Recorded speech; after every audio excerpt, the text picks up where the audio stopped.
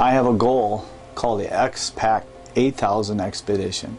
We call it the XPAC8000 because it simply leaves from LA and 33 degrees north and goes all the way down to basically 12 degrees to 10 degrees, which would approximately be south of Hawaii.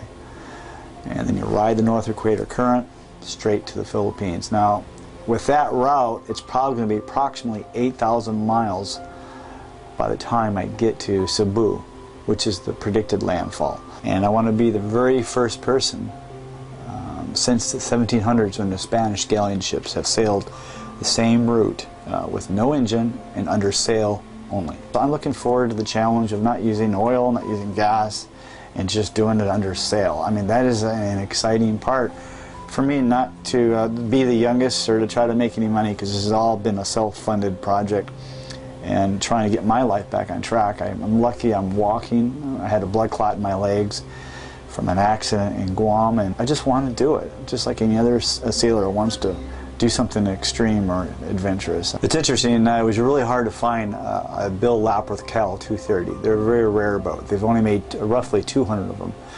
There was 12, the first 12 were built a little different than the rest of them, and this is hull number 6, and it's an exact replica of the Cal 230 that I also sailed nearly halfway around the world doing my last expedition. And I could have picked a more traditional cruising boat, but I've made this boat more sturdy because I know every inch of it, and I'm connected to it. That's why I call it the Elusive Spirit.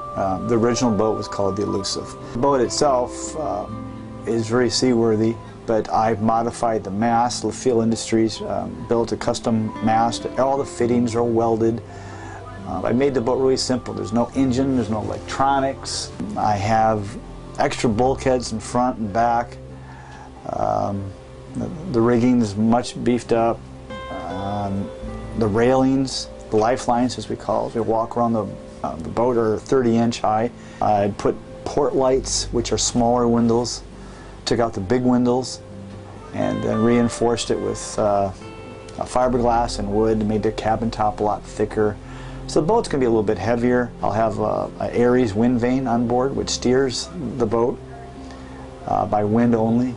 It's got stringers on the supports on the ceiling, on the floor, just wherever I could see where I could strengthen her and not change her design was what I was trying to do with the Cal 230 with the Elusive Spirit. We're going to have a GeoPro. It's a communicator, which is texting, two-way texting. And years ago, you'd have to have a ham radio, shortwave, weather fax, radar, all kinds of equipment on board.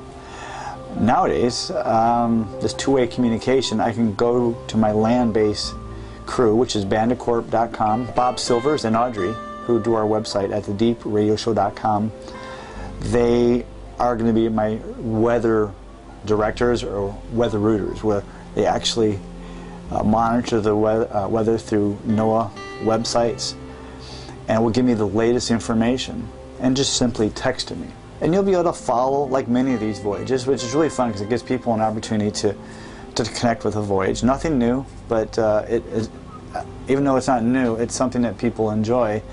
And I think if I can share some of my experiences on this route, I think it would be quite different than the other ones, simply because we're trying to do this without an engine.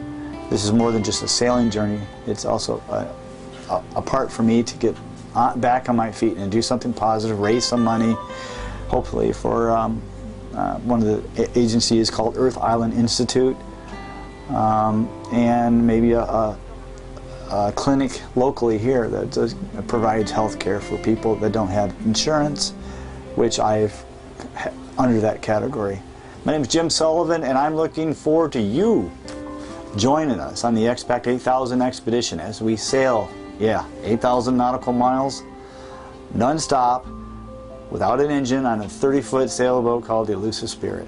Fair winds, following seas, and clear night skies. Good night all.